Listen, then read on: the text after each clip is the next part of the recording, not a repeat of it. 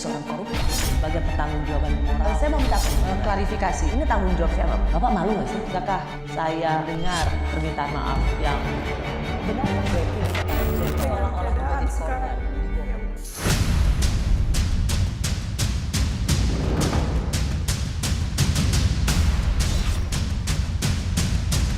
Saya bukan lurah, saya adalah Presiden Republik Indonesia.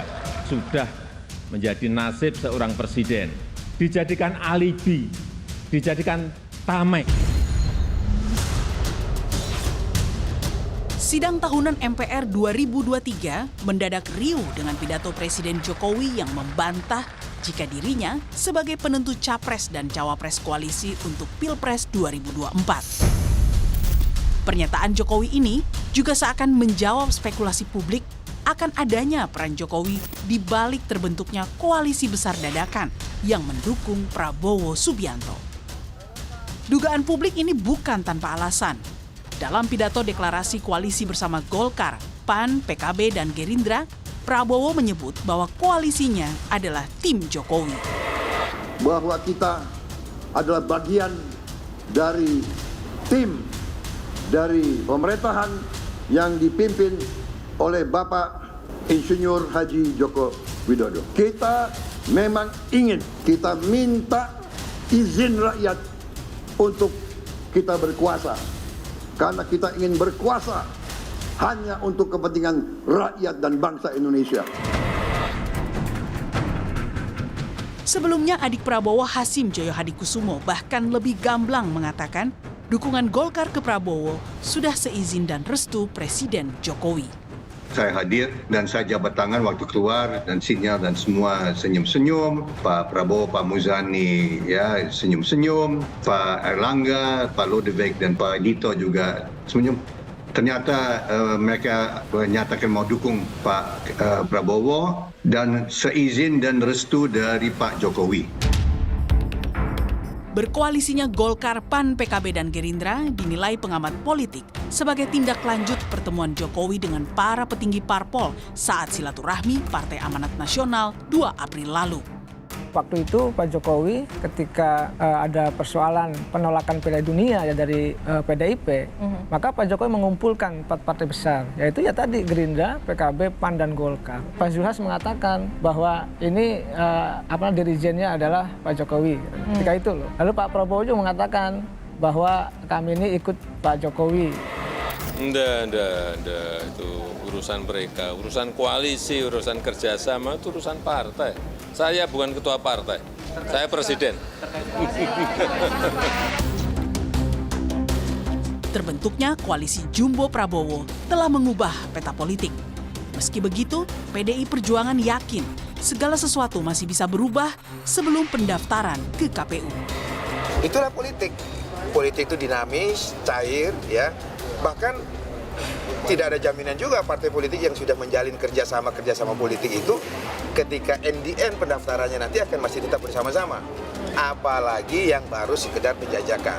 Dan itu kami anggap satu hal yang wajar dalam dinamika politik kita seperti ini. Terlepas adanya bantahan Jokowi memberi restu koalisi pendukung Prabowo, namun dengan ditinggalkannya PDIP oleh rekan sesama koalisi di pemerintahan menimbulkan pertanyaan. Benarkah Jokowi kini balik badan dari partai yang sudah mengantarnya menjadi presiden 2 periode, bahkan sukses menjadikan anak dan menantunya sebagai wali kota?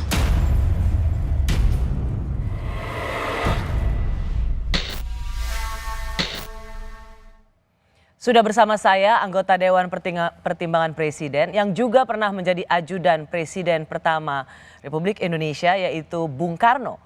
Ia adalah Irjen Purnawirawan Sidarto Danusubroto. Opa, terima kasih sudah di Rosi. Biasanya karena Pak Darto dipanggilnya Opa, jadi saya boleh panggil Opa juga ya. Opa, kita bicara ini hari Kamis tanggal 17 Agustus. Ya. Terima kasih karena habis dari istana, Opa upacara bendera dan langsung ke studio Menara Kompas. Ini upacara bendera di istana yang keberapa untuk Opa? Kesekian. Sekiannya berapa? Lupa. Opa, kalau boleh tahu sekarang berapa usia? 87 3 bulan 87 tahun. plus 3 bulan. Plus 3 bulan. Jadi bulan Juni Juni, ya, ya. 87 ya. Karena ajudan Bung Karno, kemudian juga sekarang di PD Perjuangan, One Team Press. Ingat-ingat deh Opa, udah berapa kali kira-kira ikut upacara di istana? Lupa. Sekian puluh kali. Tadi ikut upacara kan pasti ya? Ya. Gimana Opa, ikut upacara ya? Saya ikuti 3 kali upacara terakhir ini ya. Bagaimana kita promote our budaya ya, itu bagus sekali ya. Bagaimana tiap pejabat tadi pakai pakaian daerah ya. Pak Presiden kemarin di MPR pakai pakaian Maluku ya. Tadi pakaian apa saya kurang. Pokoknya semua pejabat itu pakaian daerah yang macam-macam itu adalah hal yang wajib kita rawat ya. Menjual budaya bangsa itu wajib kita rawat. Itu adalah jati diri kita ya. Yang seru tadi di istana pada saat upacara bendera itu, jadi kita menyebutnya istana menari. Ya betul. Semua rasanya berjoget. Ya. Opa joget juga nggak? Joget. Semua menteri joget, saya ikut joget. Lagu apa pas Opa joget? Waduh, lagu joget lah. Saya lupa saya. Seru ya tapi tadi ya, 17 Seru. Agustusan ya. Ya. Oke. Opa jadi ajudan Bung Karno, jadi hari ini kita bicara soal Opa Sidarto. Dari Bung Karno sampai Ya. Pak Jokowi Ya. sebagai presiden. Dari kepemimpinan satu ke yang lainnya, apa yang menurut Opa pelajaran terbaik untuk bangsa ini? Ya, jas merah. Jangan sekali-kali melawan sejarah. Sejarah bangsa adalah sejarah karma politik. Sing bae puguh, sing salah seleh.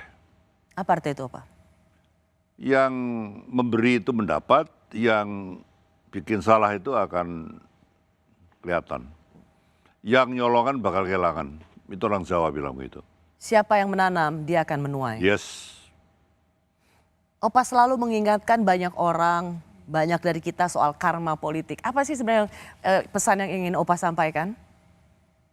Ya saya lihat bahwa sejarah bangsa yang saya alami selama 7 ini adalah sejarah karma politik. Bagaimana saya dampingi Bung Karno selama dalam tahanan ya. 5 bulan di sana sebagai presiden de jure, lalu tahanan kota 6 bulan, tahanan rumah 6 bulan, ya itu saya menyaksikan bagaimana seorang bapak bangsa itu betul-betul dying dalam arti tidak terawat dengan baik. Itu yang saya lihat bahwa kemudian putranya jadi presiden kelima, Megawati, cucunya menjadi ketua DPR, Puan Maharani, kader terbaiknya menjadi presiden 2 periode, Joko Widodo. Dan saya kebetulan dapat berkah ya, dampingi Bung Karno dalam tahanan itu sekarang masih survive, bekerja, berkarya untuk bangsa. Karma politik. Yes. Sesuatu karma baik ini ya Opa ya. Ya. Karena dulu apa yang ditanam baik, maka sekarang generasinya Ya. menuai sesuatu yang Ya, baik. kebaikan. Ya. Opa juga dalam perjalanan sejarah Opa menjadi saksi sejarah, apakah karma Opa pernah lihat kepemimpinan itu juga menerima karma buruk? Ada yang, ya lebih baik kita menerima yang baik ya. Tapi bahwa tidak ada satu pemerintahan yang perfect itu tidak ada. Ya, tolong yang mengambil leadership nanti juga ambil yang baik ya. Tidak ada manusia yang perfect itu tidak ada ya. Selalu ada plus minus ya. Tapi so far selama ini bagaimana Indonesia diramalkan the next 30 tahun akan menjadi the big five, the big four di dunia, itu adalah satu perjalanan yang cukup bagus. Sampai hari ini kenaikan kita ekonomi 5,7 ya, dan inflasi 2, sekian itu adalah sekarang kita sudah take off dari middle coming trap, itu adalah baik ya. Ingatlah pemimpin, kebaikan dari pemimpin, Ya, teruskan yang baik dari pemimpin, Ya. jangan lakukan Apa yang buruk yang kurang pernah dilakukan dari seorang pemimpin. Ya. Opa, kalau kita bicara soal Bung Karno, Ya.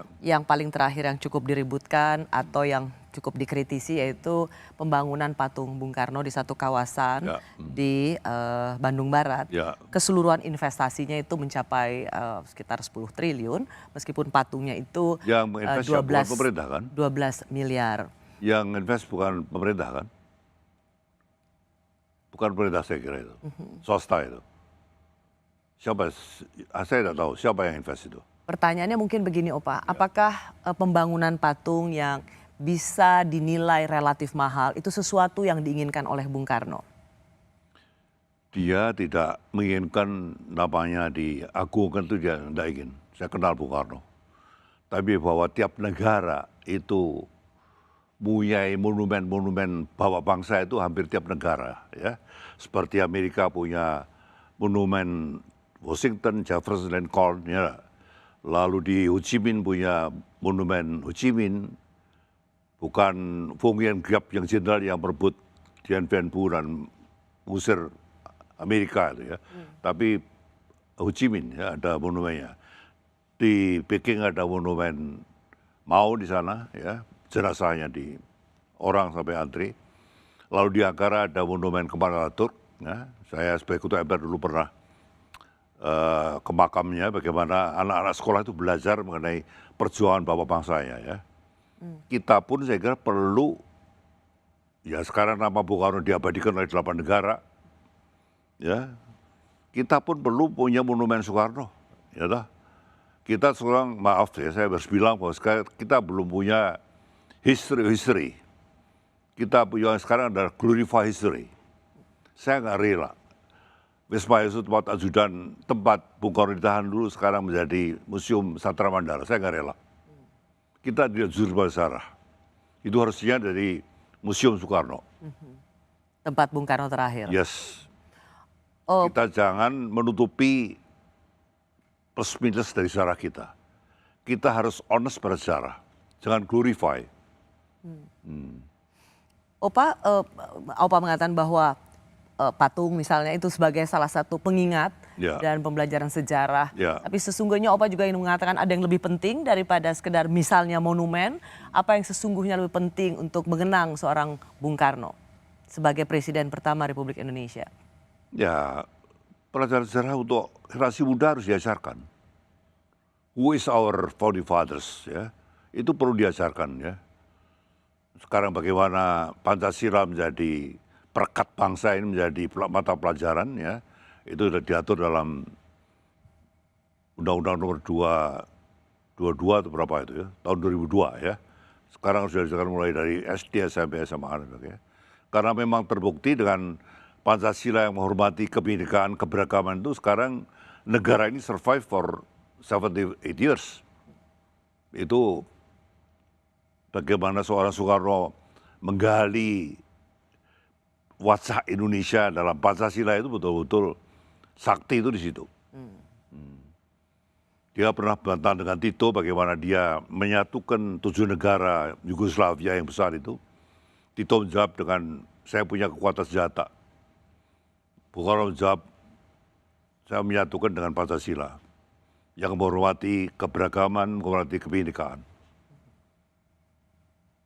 Dari sekian ribu pulau yang berbeda, adat istiadat, bahasa, suku, budaya.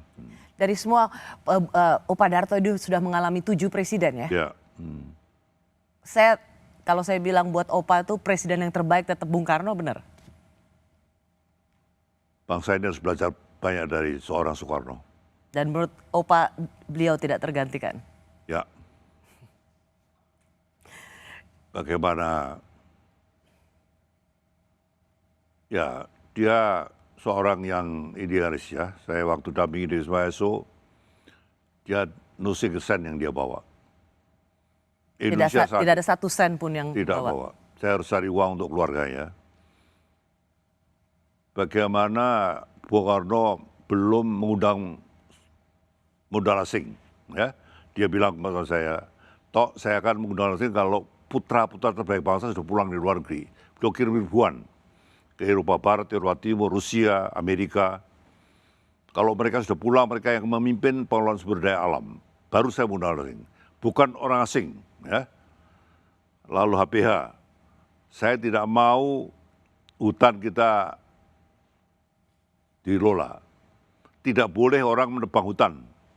Hutan adalah paru-paru dunia. Tanpa kita menebang hutan, dunia itu butuh paru-paru kita, butuh udara kita. Dan semangat Bung Karno ini bagaimana memberikan sumber daya alam, green energy itu, semangat Bung Karno ini diwarisi oleh seorang Jokowi.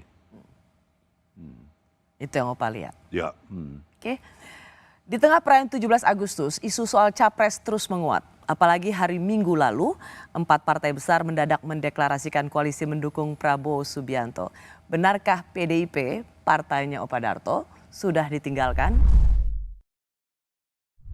Kita di sini juga tidak malu-malu mengatakan bahwa kita adalah bagian dari tim dari pemerintahan yang dipimpin oleh Bapak Insinyur Haji Joko Widodo. Kita bagian daripada tim Jokowi yang harus kita berani mengatakan berhasil dalam membawa bangsa dan negara ini sampai sekarang. Saya masih bersama anggota Dewan Pertimbangan Presiden yang pernah meraih penghargaan MURI sebagai abdi negara dengan masa pengabdian terlama, yaitu 56 tahun. Bapak Sidarto Danu Subroto yang kerap dipanggil Opa Darto. Opa Darto hari Minggu lalu mendadak partai-partai besar itu langsung mendeklarasikan ke capresnya Pak Prabowo. Ini mengejutkan Opa Darto? Ya, saya bau yang tidak enak aja ya. Bau tidak enak? Ya, sulit saya katakan ya. Gitu? Kalau orang asing bilang fishy smell. Fishy smell? Ya. Ada aroma yang mencurigakan? Ya. Menurut saya ya. Saya boleh mengatakan gitu kan? Gak apa-apa dong. Opa cukup mengenal Ibu Megawati? Bukan cukup mengenal. Menurut saya Opa sangat mengenal Ibu Megawati, Ketua Umum Partai Waktu tugas di istana beliau masih dikeluarkan dari UNPAD waktu itu. Saya 31 beliau baru keluar dari UNPAD. Mas Tok Guntur itu baru dikeluarkan rektor dari ITB semester 6. Karena demo-demo mahasiswa ya. Rektor yang mengeluarkan. Jadi dikeluarkan bukan karena tidak mampu, tetapi karena politik, rektor yang mengeluarkan. Ya. Itu ya politik saat itu menggoreng bagaimana seorang Soekarno salah ini salah itulah ya. Opa, apakah Opa merasa PD Perjuangan dalam hal ini Ibu Mega sudah ditinggalkan? Oh tidak, saya tidak pikir begitu. Kenapa? Ya dia seorang petarung wanita sejak reformasi bagaimana melawan Orba ya, mulai dengan kuda tuli dan membangun partai yang sekarang menjadi terkokoh di Indonesia. Itu adalah seorang yang tidak mudah ya. Bagaimana dia kader-kadernya menjadi petarung-petarung di lapangan ya. Karena itu telah dicontohi oleh seorang Megawati yang memang petarung ya. Seorang wanita petarung itu sejak reformasi. Bagaimana bisa sekarang selalu menjadi partai terbesar di Indonesia ya. Pada saat deklarasi partai-partai tadi untuk mendukung deklarasi pencapresan Pak Prabowo, Golkar, PKB, PAN dengan terbuka dikatakan bahwa ini adalah timnya Pak Jokowi. Opa bisa terima ini? Saya tidak setuju. Bagaimana tim Jokowi kalau di situ kita baca ada Roky Gerung, ada HTI, ada FPI, ada 212 ya. Ada macam-macam, apakah itu penerus Jokowi? Tidak. Mereka orang-orang yang selama ini melawan Jokowi. FPI, HTI yang diubarkan, apa mau dihidupkan lagi? Itu radikalisme. Ya. Dan ancaman terbesar daripada Republik ini adalah intoleransi radikalisme dan terorisme. bagaimana Weekly Densus 88 menangkap orang, ya, bagaimana BNPT mencegah berkembangnya radikalisme. Saya sendiri kemana-mana memberikan vaksinasi ideologi Pancasila, ya, karena COVID yang lebih berbahaya saat ini bukan COVID penyakit yang bisa kita atasi, tapi COVID ART, ya. Itu virus yang lebih berbahaya daripada COVID. Opa tadi sempat menyinggung soal HTI-FP, kan itu organisasi sudah terlalang. Sebenarnya apa yang sedang Opa ingin identifikasikan? Ya, mereka selama ini dekat sama beliau. Orang-orang beliau ada di situ. Ya, Mbak Rosi tahu sendiri bagaimana mereka pendukung Prabowo juga. Maaf ya, yang saya tahu begitu. Mungkin ada informasi lain kan. Jadi ketika dikatakan ini adalah tim Pak Jokowi, Bapak tidak bisa menerima karena melihat itu sama sekali berbeda. Tapi kalau misalnya memang mereka merasa bahwa Pak Jokowi merestui, tadi kita dengar bahwa Pak Hashim sendiri mengatakan koalisi partai-partai itu untuk mendeklarasikan capres Pak Prabowo itu atas seizin restunya Pak Jokowi. Bukankah ini sebuah perjodohan politik yang udah jalan? Jalan iya, tapi bahwa dibantah oleh Presiden Jokowi dalam pidato kenegaraan kemarin, saya ini Presiden Republik Indonesia, saya bukan ketua partai, saya bukan ketua polisi partai, saya tidak berhak untuk mengusung capres. Dia declare tadi, dia sampaikan itu di publik. Tidak betul bahwa saya pro A, pro B, tidak betul. Seorang capres harus menjual dirinya sendiri, tidak perlu nebeng popularitas daripada seorang presiden, tidak perlu. Dia harus promote himself. Opa, kan begini, soalnya banyak juga ketum-ketum partai mengatakan ini sudah seizin Pak Jokowi, atas arahan Pak Jokowi, ini semua timnya Pak Jokowi. Jadi kalau ketum partai mengatakan itu, sementara Pak Jokowi juga mengatakan saya disebut Pak Lurah dan saya bukan Pak Lurah, saya tidak mengatur-ngatur pencapresan. Siapa yang tidak jujur di sini? Saya lebih percaya presiden yang honest. Dia seorang presiden yang tidak boleh untuk mendukung salah satu capres, tidak boleh. Itu disampaikan secara jelas oleh presiden. Tapi kalau ada yang ngaku-ngaku bahwa dia itu, maaf ya saya, itu tidak baik. Seorang calon harus menjual he himself, bukan harus nebeng popularitas seorang presiden, tidak boleh. Dia harus menjual he himself. Who am I? Tidak boleh dia nebeng popularitas daripada presiden, tidak boleh. Kebetulan sekarang trust publik pada presiden lagi baik, tidak boleh lalu dompleng ke sana, tidak boleh. Nanti penerusnya harus penerus yang betul-betul mampu meneruskan program dan legasi seorang Jokowi. Bukan nebeng, bukan. Harus mampu meneruskan. Dan itu orang yang betul-betul harus timbul dari bawah itu ya. Soal Pak Lurah, Opa sendiri sering dengar kan Pak Lurah? Ya. Suruh ketemu Pak Lurah. Bukan sekali dua kali kan ya? Ya. Opa sering dengar ya? Ya. Di antara para relawan juga selalu ada sebutan itu kan, Pak Lurah kan? Ya. Jadi Pak Lurah itu emang benar biasanya mengarah pada Pak Jokowi. Ya tapi dia kan gak suka dibilang begitu kan.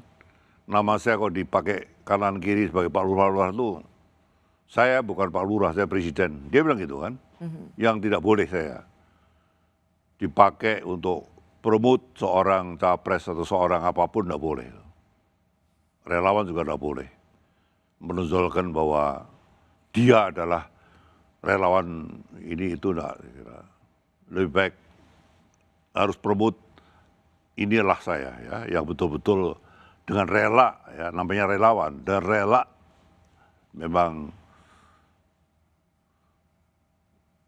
menjagokan si A, si B dan sebagainya. Sebagai seorang senior yang sudah mengikuti pemilu, dan juga ikut mengantarkan Presiden Jokowi dari mulai menjadi gubernur dan presiden. Opa Darto merasa cukup cemas nggak bahwa memang PDIP akan sendirian, ditinggalkan sendirian, dan dikeroyok rame-rame?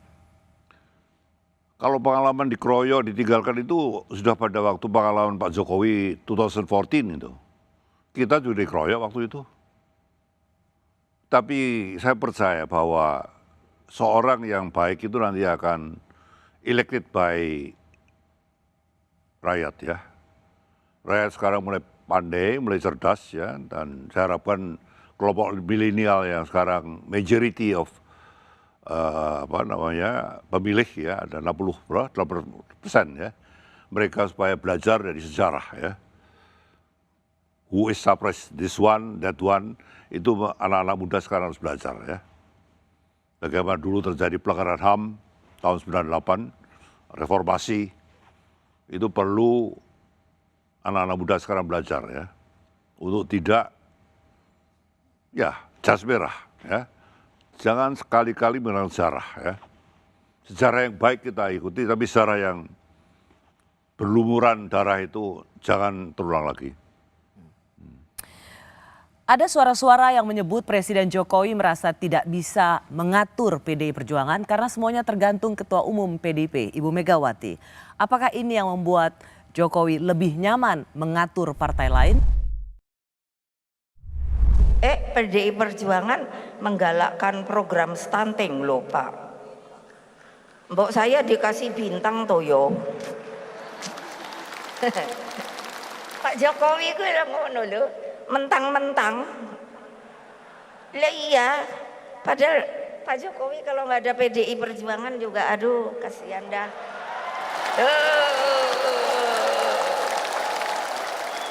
Coba lihat Pak Jokowi ya. Saya suka nangis loh. Beliau tuh sampai kurus loh. Mikir kenapa? Mikir kita loh. Mikir rakyat loh. Masa masih ada yang mengatakan Jokowi kodok lah. Orang itu benar-benar tidak punya moral. Pengecut saya bilang, biarin mantep dah. Saya dibully juga nggak takut kok. Coba datang berhadapan. Jantan kamu. Kita mesti jadi berkelakuan sebagai warga negara yang punya etika moral, jangan sembarangan. Saya masih bersama politisi senior PD Perjuangan, pernah menjadi ajudan Bung Karno dan sudah mengikuti perjalanan 7 presiden dari Bung Karno hingga Jokowi saat ini. Ia adalah Bapak Sidarto Danu Subroto atau yang dipanggil dengan Opa Darto. Opa, kita melihat 2 pernyataan Bu Mega tadi. Dan yang paling sering diingat atau dalam memori kolektif publik adalah Bu Mega yang selalu bilang, aduh Pak Jokowi ini kalau nggak ada PDIP, duh gitu. Jadi ledekan ini yang terus menjadi memori kolektif. Sebenarnya kalau untuk Pak Opa Darto mengenal baik Pak Jokowi, mengenal baik Bu Mega, gimana menjelaskan soal relasi antara mereka berdua? Hubungannya baik. Saya tahu sejak beliau bukan siapa-siapa, lalu kita pilih jadi wali kota, ya, lalu menjadi gubernur, ya. Kebetulan saya saat pemilihan gubernur saya menjadi Despilkada partai. Despilkada, ya. Itu ada sekjen, tapi yang tanda tangan ketua umum, ada sekjen, ada bagian hukum, lalu saya sendiri, ya, ketua kehormatan partai saya sendiri melihat seorang calon gubernur yang tidak bermodal itu Jokowi. 2012 itu ya? Ya, tahun 2013. Tadi itu, tahun 2012 ya. Dia tidak bermodal dan dia semangatnya adalah berusuhan mendekatkan diri pada rakyat. Itu yang disampaikan ya. Dia waktu tarawih di rumah saya, dia baru visit yang ke-4 atau ke-3. Itu jam 10 malam. Ada tarawih di rumah saya. Masih gubernur. Dia selesai door to door berusuhan tuh jam 2 pagi. Itu daily. Dia seorang betul-betul petarung lapangan tuh seorang Jokowi. Ya. Konteksnya dengan relasi sama Bu Mega apa, Opa? Bagus. Orang sering mengartikan apa yang diucapkan oleh Bu Mega itu mengecilkan Pak Jokowi, Ya, padahal ia seorang presiden. ya. Saya kira menurut saya tidak begitu ya. Ya dia betul-betul Mbak Mega itu mengenal seorang Jokowi itu mulai dari wali kota ya, seorang pengusaha kayu sukses ya, lalu jadi wali kota, jadi itu mengenal dari muda ya. Jadi memang perjalanan seorang Jokowi itu dari wali kota, gubernur, presiden itu betul-betul kita backup seluruhnya ya. Kita backup dalam arti morally ya. Financially itu tidak banyak, tapi rakyat memilih itu memang itu betul-betul God bless itu. Kita tahu bahwa saat itu pun kita dikeroyok juga. Sama dengan kondisi saat ini. Dikeroyok oleh partai-partai lain. Mungkin survei Pak Jokowi saat menjelang Pilpres itu juga sama dengan sekarang ini. Kenapa saya tanyakan ini Opa? Karena banyak kemudian yang menganalisa mengapa Pak Jokowi persepsi publik ikut mengatur, mengendorse capres lain, lebih nyaman berkoordinasi dengan partai-partai lain karena istilahnya tidak diwongke di partainya sendiri. Saya tidak sepakat ya. Saya tidak sepakat. Apa yang Bapak bisa Opa bisa berikan kesaksian yang membantah analisa itu? Ya bahwa Jokowi juga menunjukkan bahwa dia dekat sekali dengan yang bukan Prabowo. Dia kemana-mana dengan Ganjar juga diperlihatkan. Dia pakai batik pakai hem hitam putih itu juga dari pemberian dari Jokowi itu. Ini yang saya pakai ini.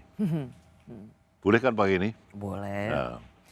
Ya. Pertanyaan saya lebih gini sih Opa, bagaimana soal Presiden Jokowi merasa tidak diwongke di partai sendiri sehingga kemudian dianalisa oleh banyak orang lebih nyaman di partai lain. Jadi apa klarifikasi Opa atau pengalaman yang Opa lihat bahwa dan ini dikaitkan dengan relasi antara Bu Mega dan Pak Jokowi. Apa yang pengamatan Opa, kesaksian Opa bahwa tentang Presiden Jokowi dan Ibu Mega ini? Saya kira Mbak Rosy lihat sendiri bagaimana kedekatan antara Jokowi dan Mbak Mega ya. Waktu di Rakernas itu ya. Bagaimana seorang presiden nuntun Mbak Mega turun dari tangga dan sebagainya ya. Itu saya melihat mereka sangat dekat ya. Dan bahwa sekarang dipromot bahwa Jokowi lebih dekat pada capres lain, apa itu mungkin itu tafsiran orang yang beda dengan pendapat saya. Bagaimana Opa juga menjelaskan bahwa dalam beberapa kesempatan pidato Bu Mega itu dianggap merendahkan Pak Jokowi sebagai presiden. Ya, saya kira seperti petugas partai. Ya, kata-kata itu mungkin untuk komunikasi publik mungkin lebih baik diganti dengan kader yang terbaik ya, bagi saya ya. Tapi memang itu adalah term beliau dan maksudnya bukan untuk merendahkan tidak, tapi memang petugas yang diunggulkan aja, petugas yang diunggulkan ya. Yang punya sikap jiwa seorang nasionalis, seorang Pancasilais ya. Bagi saya itu. Jadi kalau ada yang bilang bahwa PDIP ini harus introspeksi, jangan sombong gitu. Opa sebagai kader senior PDI Perjuangan mengamini itu atau ada jawaban lain? Semua partai harus begitu, not only PDIP.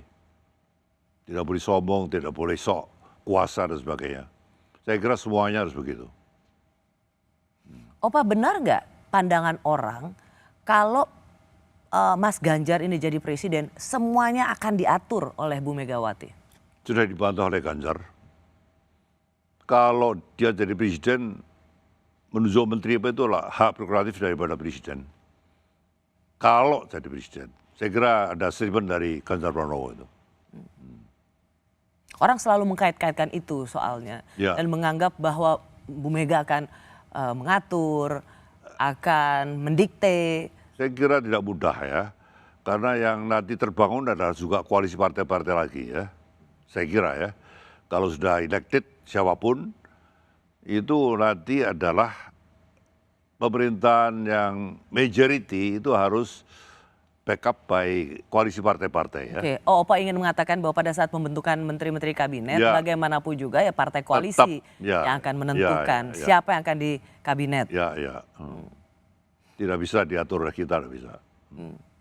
Itu adalah calon dari masing-masing partai ya. Ada sebenarnya pernyataan Bu Mega soal mengatur presiden. Kala itu diucapkan di satu kesempatan, ditanya apakah ingin ikut campur dalam urusan menekan presiden, ini ada jawabannya. Makanya kan ngapain saya neken presiden? Loh itu yang harus bisa dibedakan loh. Saya ini orang taat aturan. Nah kalau ditanya, lah kan mungkin aja Pak Jokowi kan yang dipilih ibu. Loh iyalah. Tapi kan juga yang memilih rakyat Indonesia setelah di apa itu? Di MPR di apa namanya? Dijadikan, dilantik itu. Ya saya hormati sebagai presiden saya. Jadi kalau dibilang neken, saya mau nyari cara nekennya gimana. Apa yang ingin Opa sampaikan soal Itu pernyataan ini? betul kan, itu adalah presiden yang elected. Memang disokong oleh partai tapi elected presiden itu by rakyat itu. Tidak by partai.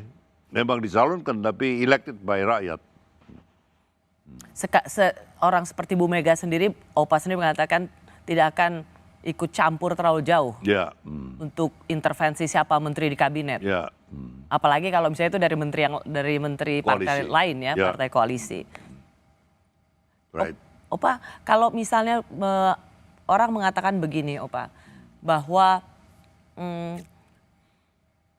Pak Jokowi dan Ibu Mega ini berada dalam satu tingkat hubungan yang tidak baik karena Bu Mega ini dianggap satu karena PDI Perjuangan tidak setuju dengan perpanjangan masa presiden, tidak setuju dengan 3 periode, dan itu dianggap menghalangi apa yang secara belakang panggung diinginkan oleh presiden. Apa jawaban Opa? Presiden sendiri menjawab bahwa based on constitution itu tidak boleh ya. Konstitusi mengatur bahwa presiden itu memang 2 periode ya. Memang ada kehendak dari beberapa pihak untuk extend untuk 2-3 tahun dan sebagainya. Tapi itu melanggar konstitusi. Saya kira penegasan itu bukan oleh kita-kita tapi juga oleh presiden himself itu menegaskan begitu. Itu adalah based on konstitusi, tidak boleh.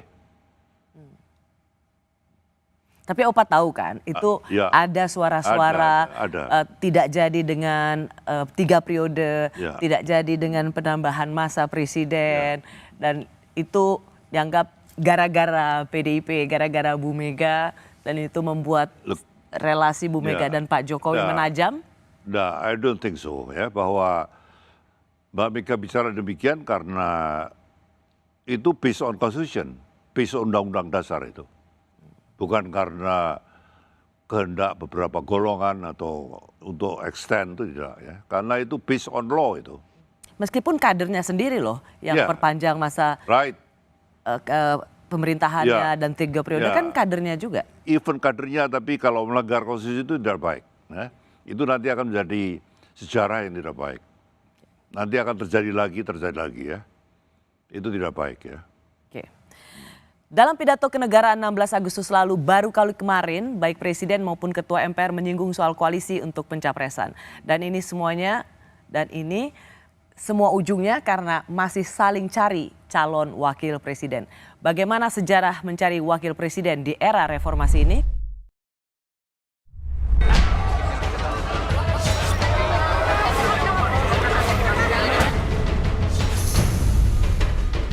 Saya memutuskan dan telah mendapatkan persetujuan dari partai-partai koalisi bahwa yang akan mendampingi saya sebagai calon wakil presiden periode 2019-2024 adalah Profesor Dr. Kiai Haji Ma'ruf Amin.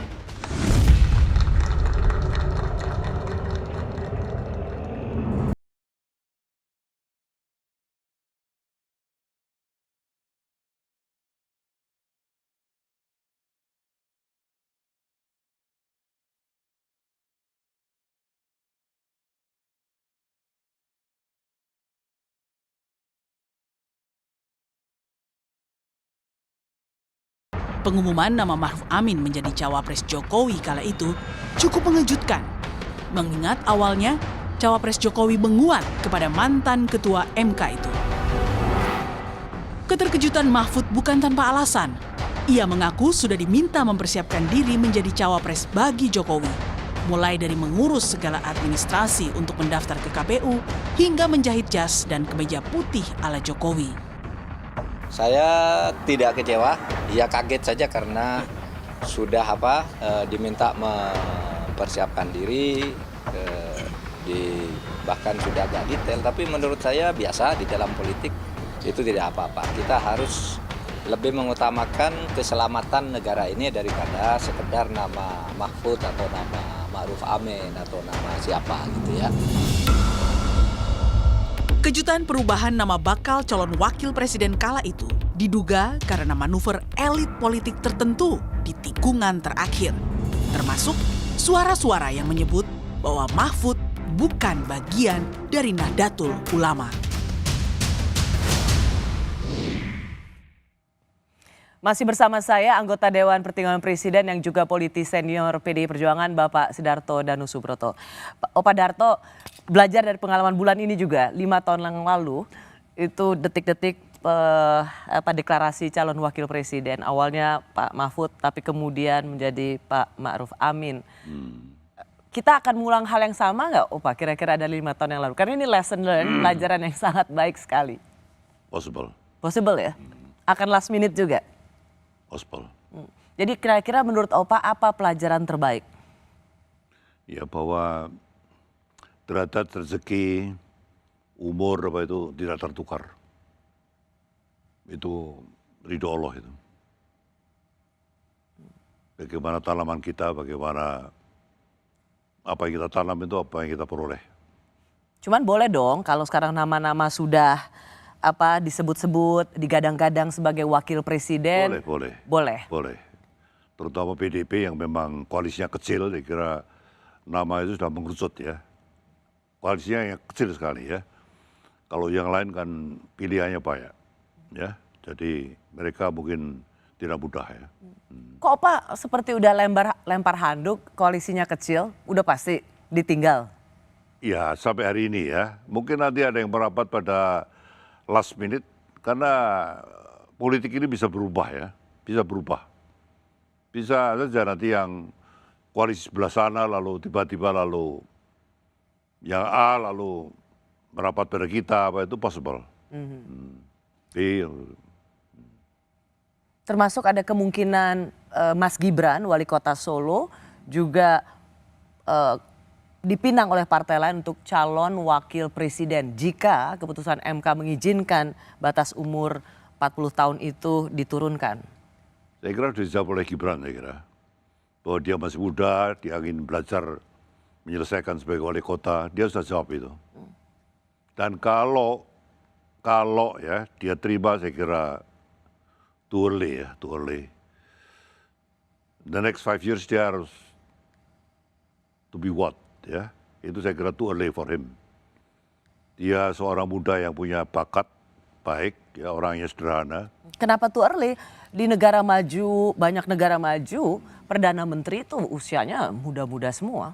Ya, tapi tidak di Indonesia ya. Seperti seorang ayahnya itu mulai dari wali kota, gubernur, presiden itu dijalani dengan penuh perjuangan ya. Too early-nya mungkin bukan dari sisi usianya, ya, tapi jalani sebagai wali kota dulu, pengalamannya. Baru 2 tahun ya. Baru 2 tahun sebagai wali kota, dia sudah jawab bahwa dia akan menyelesaikan tugasnya. akan lebih baik dia menyelesaikan tugasnya dengan baik, nanti promote sebagai gubernur. Kenapa kalau misalnya Mas Gibran menerima tawaran partai politik lain, kenapa Pak? Ya, dia meninggalkan partai yang membesarkan dia itu dia tidak elok aja ya. Bagi saya tidak elok aja. Bahwa dia dibesarkan, ayahnya dibesarkan dari partai yang sama, itu tidak elok aja ya. Pak Darto, Pak kan bapaknya para relawan. Kenapa relawan yang bersatu karena Pak Jokowi ini sekarang kocar-kacir atau terbelah? Mendukung dua baca pres yang berbeda. Maaf ya, ada relawan yang punya, saya tidak usah mention nama ya, ada relawan yang betul-betul punya sikap karakter yang baik, ada yang sekarang eranya itu era pragmatisme sekarang ini, maaf ya. Pragmatisme itu sekarang menyerang di banyak penjuru ya. Termasuk koalisi apa itu, maaf ya, mungkin ada yang terserang juga, mungkin. Saya tidak menuduh ya, mungkin ya. Jadi relawan juga orang biasa, jadi mungkin ada yang kena serangan itu juga. Saya tidak tahu, tapi orang pragmatis biasanya tidak akan survive terlalu lama dia. Dia akan tenggelam, ya. Ditelan oleh sejarah. Banyak sekali relawan atau juga ada partai yang selalu mengatakan, bukan PDI Perjuangan, tegak lurus bersama Pak Jokowi gitu. Buat Opa, dalam berpolitik itu, tegak lurus pada orang apa tegak lurus pada prinsip? Saya memilih tegak lurus pada prinsip, pada sikap. Bukan pada orang. Orang bisa berubah. Siapapun itu. Siapapun. Opa Sidarto, terima kasih banyak. Sudah meluangkan waktu dari upacara bendera di istana dan sekarang ada di program Rosi. Terima kasih. Sehat-sehat Opa. Amin. Panjang umur. Amin. Saya Rosyana Silalahi, terima kasih sudah menyaksikan program Rosi. Tetaplah di Kompas TV, independen, terpercaya.